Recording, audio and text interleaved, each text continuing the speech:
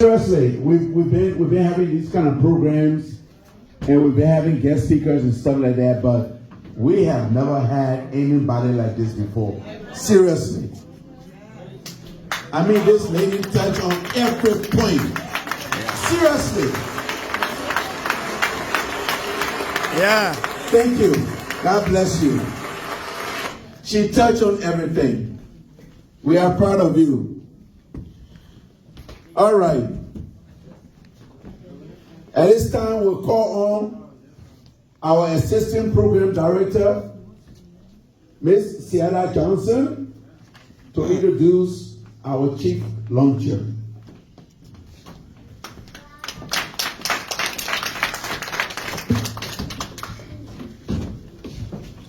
Good evening, ladies and gentlemen. My name is Ciara Johnson, Assistant Program Coordinator for Falswar International. I'm honored tonight to be introducing our Chief Launcher. She's a beautiful lady, a PhD holder, a PM Pharm MS. She's an epidemiologist, a researcher, public health expert, an advocate. She's an adjunct faculty member to the College of Pharmacy at the University of Florida. She's an evaluation lead with Partners in Health, United States. Dr. Boley earned her doctorate in public health with a concentration of epidemiology and complete a fellowship in disease surveillance system at the Hennepin County Department of Public Health in Minnesota. She received her master's degree in cancer biology and pharmacist from the University of Minnesota School in Medicine and the University of Florida.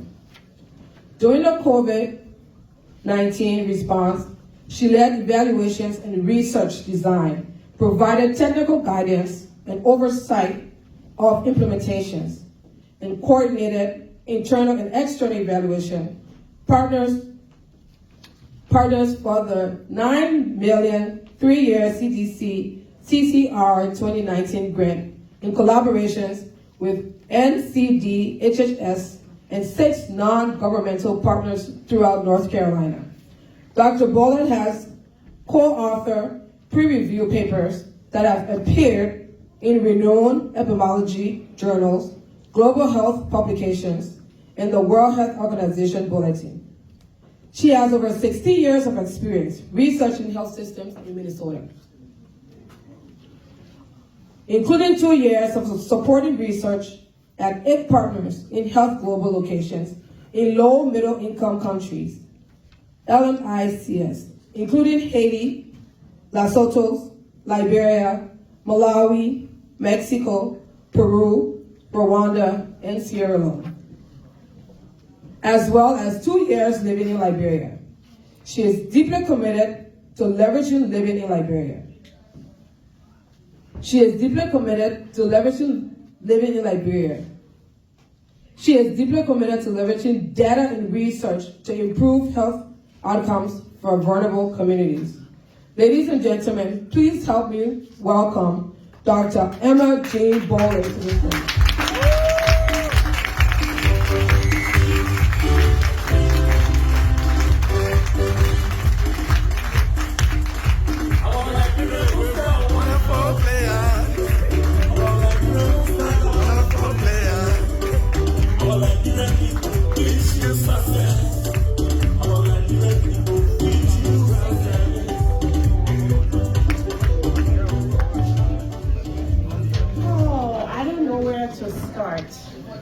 But I want to say thank you for giving me this platform to just talk about my personal life story and my work in Liberia. And I can say to you that there's an urgency. There's an urgency for Liberians to get up and choose our own destiny. And it's unfortunate that we sit and wait for a government to do something for us, but it's never going to happen until Liberians, primarily Liberians in the diaspora, get up and pick up a cause and give back religiously to Liberia. We're going nowhere. So before I start, I want to say thank you to my colleagues. A couple of my colleagues are here. I want to say thank you to Brother Ebenezer Tier and his beautiful wife. They're from my church, Ebenezer Community Church. And so I'm going to speak to you today from a personal space. I didn't write a beautiful speech like Bernice, but I am going to talk about my lived experience. And I want you to be in close proximity to the suffering in Liberia. And I say that because I was in close proximity to suffering in Liberia. And I want us to understand that often when we are no different from Liberians in Liberia, the only thing that divides us, aside from the Atlantic Ocean, is the opportunities we have here. And if God took you out of the wilderness and brought you to the promised land, you ought to look back. It is our moral responsibility to look back. And so just imagine being a 4-year-old leaving Liberia. I guess everybody know my age now, but leaving Liberia in 1990 at 4 years old, living in Ghana for 8 years on a refugee camp, and then coming to the US and staying here 25 years. And then if I can go back to Liberia and give back, anyone should. Because I could make up all of the reasons not to go. My mother's here, my father's here, my siblings are here. Yes, I have extended families in Liberia. But if I can go back to Liberia and serve, every one of us can do that. And service doesn't require education, it requires will and a willingness to give back. And so 2019, I had a 5-year-old son. I was newly married and I moved to Liberia to work. My dad was like, "What are you doing? There's no one there, How are you going to survive?" I said I was going to go Liberia and work. And I was fortunate to have applied for a job with Partners in Health. It's a global health organization. And so, I was going to Liberia to work, but I was going with a U.S. international organization. And so I had leverage, I was getting paid, although payments will come to the US here, and then I will find someone who I can sell the money to, and then when they're coming to Liberia, they'll bring me. But when I got to Liberia, we want to be careful that often we think Monrovia is Liberia. Monrovia is not Liberia. I went to Maryland County, the most rural county in Liberia. Now, for us who go to Liberia all the time, Sam is one of us, we know that the roads in the southeast is terrible. It takes about 10 days to get from Monrovia to Maryland. And by the time you get there, all of your bones are aching. And here is it that, yes, the US, we have potholes but the life is nothing like what our families go through. And I think often when we have the luxury to go back to Liberia for a month, 2 weeks, 6 months, I've heard Liberians saying, "Oh, I'm going for a vacation." What is there to vacation? What is there to be so comfortable in the midst of suffering? And I want us to be, I think, if I can help you understand the suffering and the pains of our people, I think I would have done my job today. Because I think often when we go back, we have the luxury of coming back. We run out of money in 2 weeks, we call someone can send us money, we come back, we have the passport, so we know there's a route, there's an escape plan. But our people back there, they don't have any escape plan. They don't have any other place to go to. That is it. That is that live in, day in and day out. There's no escape plan. And so we need to be able to understand that in order for us to change Liberia, we need to identify with the pains and suffering of our people. And it's not okay for you to say that, "Oh, I sent $100 here and there, I'm doing my part." And that's great, you are doing your part. But like Brittany said, charitable giving, it's going beyond you. It's going beyond your families. It's going beyond people that you identify with either because of friendship or kinship. And so when I went to Maryland, I realized I was 4.5 months pregnant. Now, I have all of the best health insurance, but there's no clinic.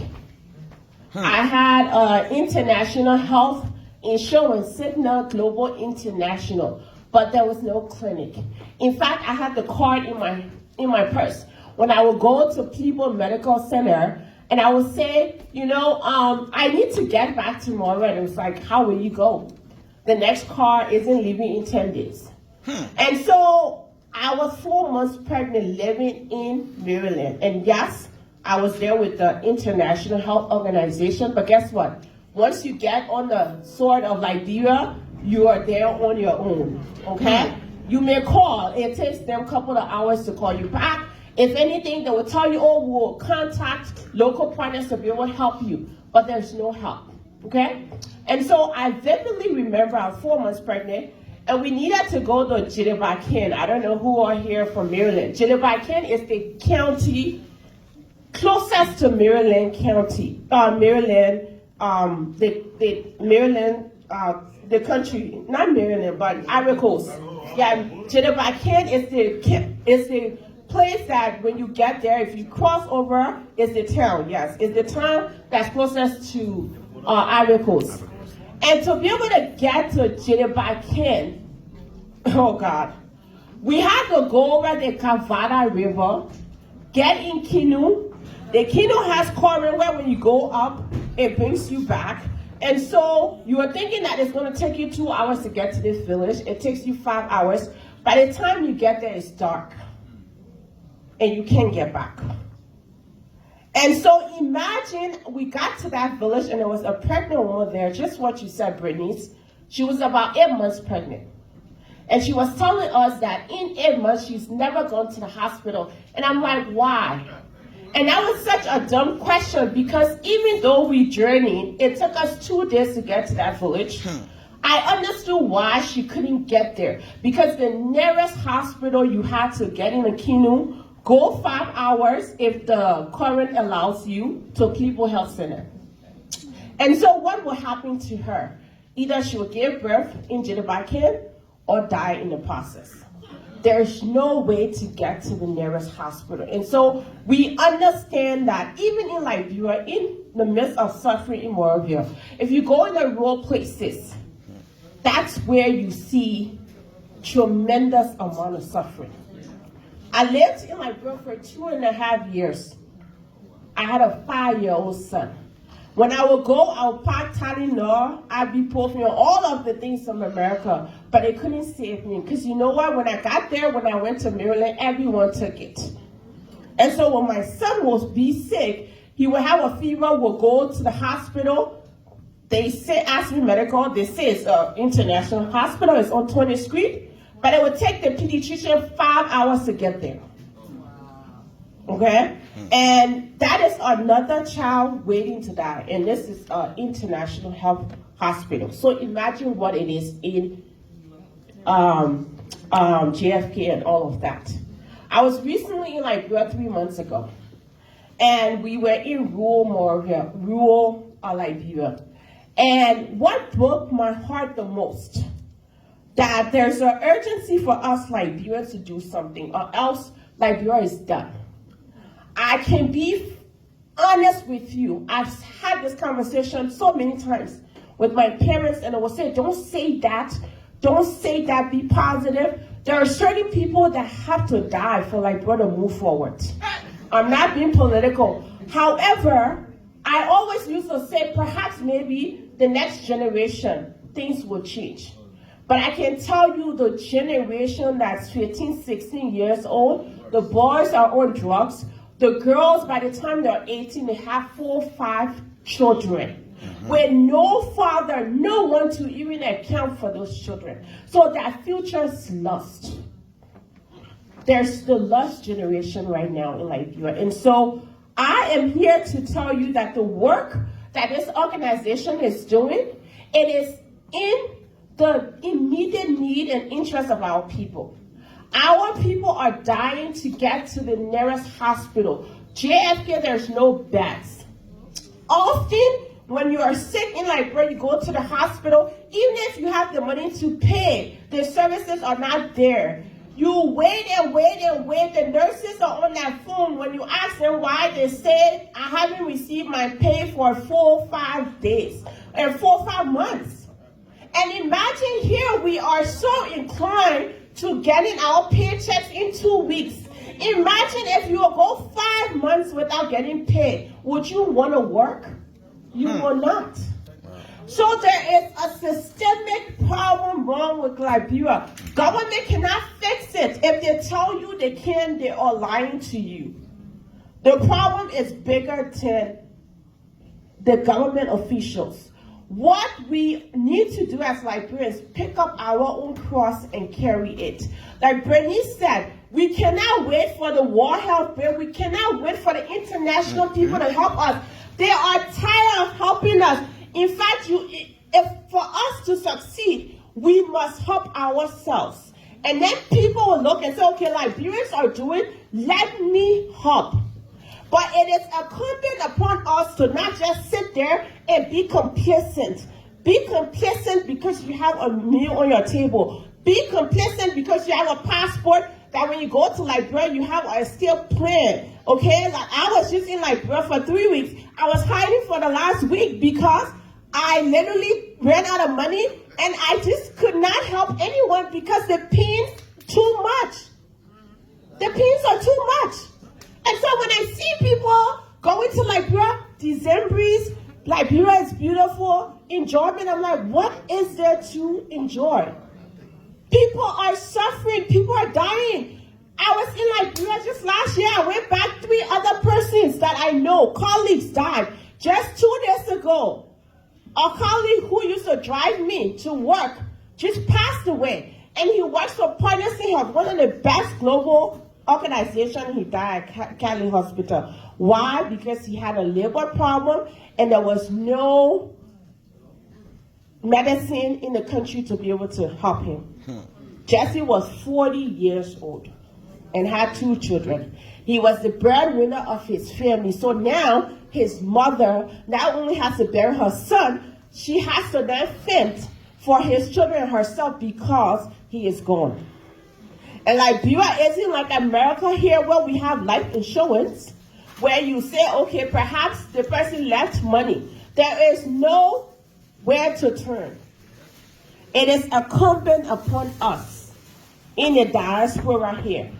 If we do nothing for our country, Liberia is going to perish. If you are waiting for UP, CDC, and all of the other government officials to do stuff, they will not. Ask now what your country can do for you. But what can you do for Liberia?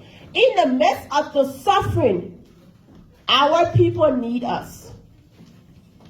I was in Liberia and many days I would say to myself, how can people live like this? 365 days a year. I literally loved the country so much, I wanted to be there. But then I looked at my kids, there's no education, my kids are falling behind. You know, I go out of town, you know, when there's food in the house, all of my kids' cereal, everything will be eaten because there's no food. The country, everyone's looking for it. I was in Liberia recently. We're at a government hospital in Buchanan, and there was a 15-year-old girl she had a stillborn. And I don't know what they did there. Everyone in Liberia, they are surgeons, even though they have no medical training. They literally erupted her womb. And then they said to her, oh, we don't have the appropriate thing here at Buchanan Hospital to remove or extract your womb. So she's sitting there 15 days waiting to die because she needed to be transported. They said the nearest hospital would have been, I think, Sakepi or whatsoever. And so I guarantee you, if we were to go back they will say that she passed away. And this is the generation that's supposed to bring Liberia out of the wilderness that we're in. So I'm here today to just urge you, okay? Urge you to give back. Whatever way you can. If I did it, went back to Liberia after 25 years, didn't have my mother, didn't have my father, didn't have my siblings, had my husband but couldn't sit down. So we need to go back. I think until you live a life, I think we have forgotten the pains and struggles of being a refugee, going all day and not having food. Because that is the need, that is the situation right now in Liberia.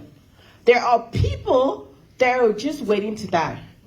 There are people that are praying for someone to give back and look back. And so I just want to urge us here that we need to not be complacent, that because we're no longer in Liberia, that we feel so comfortable and we think if we go back to Liberia once a year for 3 weeks, it is okay. It is not okay. What we ought to do is to partner with an organization like Falswar International. Give your time. Time is the most valuable commodity. Most valuable. You can never get it back. You can lose funds, and God willing, you can get funds back. But you can never get time back. So give your time if you can. If you don't have the funds, call someone. Talk to them about what Falswar International is doing. And I would just tell you that what I'm telling you here works. And I pretty much, when I was asked to speak about my lived experience in Liberia, I called up my mother, my dad, my siblings. I called people that I work with that are in different states, in New York, in Alabama.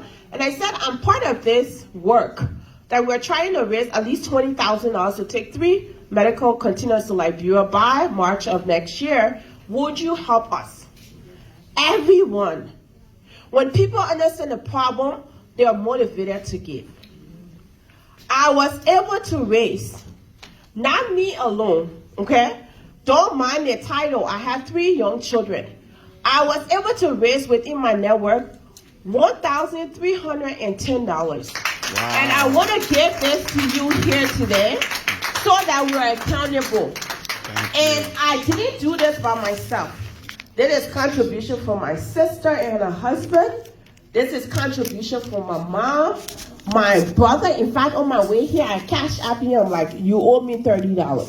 This is contribution from a colleague who is in Alabama, doesn't even know about this work, but because I told her, she sent $200 to give to this work. So you may not have $50. You may not have $200, but you know someone, you have a group of friends, you got people that you can talk to, that if you are a messenger for this work, they can be able to contribute. So I want us to take on this pledge and say, I'm going to be a change agent. I may not be able to go to Liberia because I have all of my responsibilities here, but I would tell people about the good work that Falswar International is doing.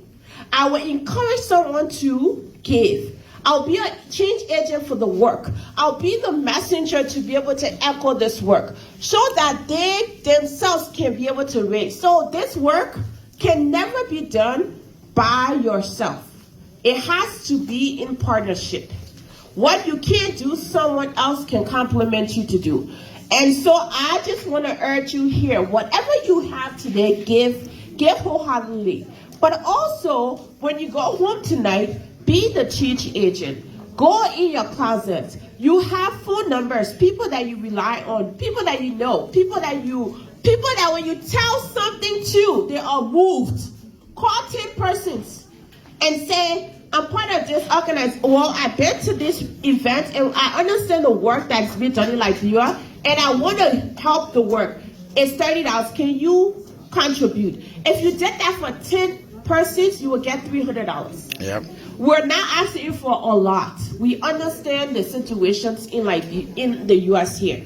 We understand that you have your families. What we are asking you to do is to not be complacent. Not be complacent because you have a 9-to-5 job that you can be able to pay your rent, put food on your table, so you are complacent to the pain and suffering of our people.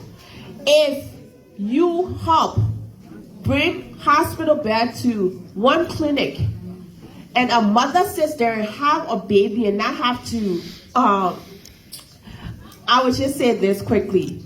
I had a son last year in August, and okay, what's the number? Okay, Falswar International. Yeah, so let me just say this. I had my son last year, August 13th. And this is my third baby, and I was trying to, my mom actually took me, because my husband's still in Liberia, my mom had to take me to Maple Hospital. And it was 10 minutes from the house. And I remember I was in so much pain. I couldn't even understand why it was 10 minutes. It was the longest 10 minutes of my life. And then I thought back to that lady in Jideba Kid. Yeah. And I thought that this lady has to, the nearest hospital is Plibo Health Center, which is 5 hours away, if she can get over the Cavada River. And if anybody been to Ivory Coast, I know a lot of us went to Ivory Coast because of the war, that river has current. And if you're going up, the canoe's coming down. And sometimes it's all night. People die sometimes even getting to Cavada River. So imagine a mother being in pain, and the nearest hospital is 5 hours away. And not only that, it has to be on top of canoe to get there. She's gonna die with it. A lot of our youth are dying. Our men are on drugs. Liberia is in a state of emergency, urgency. If we are waiting for someone to rescue us, we are lying to ourselves. No one's going to rescue us. Liberians ought to take on the platform and be our change agent ourselves. So we're asking you to please contribute. If you go to your Cash App, Falswar International Charity, you can be able to contribute that way. And I said, contribute whatever you can today. But don't stop there.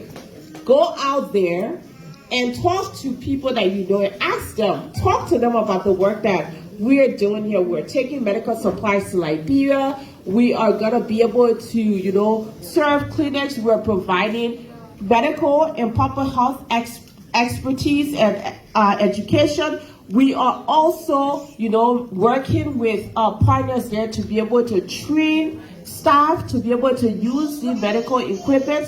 So the work requires a lot. And so our goal is $20,000. And I'm not done yet. I still have colleagues who I'm calling, and I will keep reminding them until they contribute.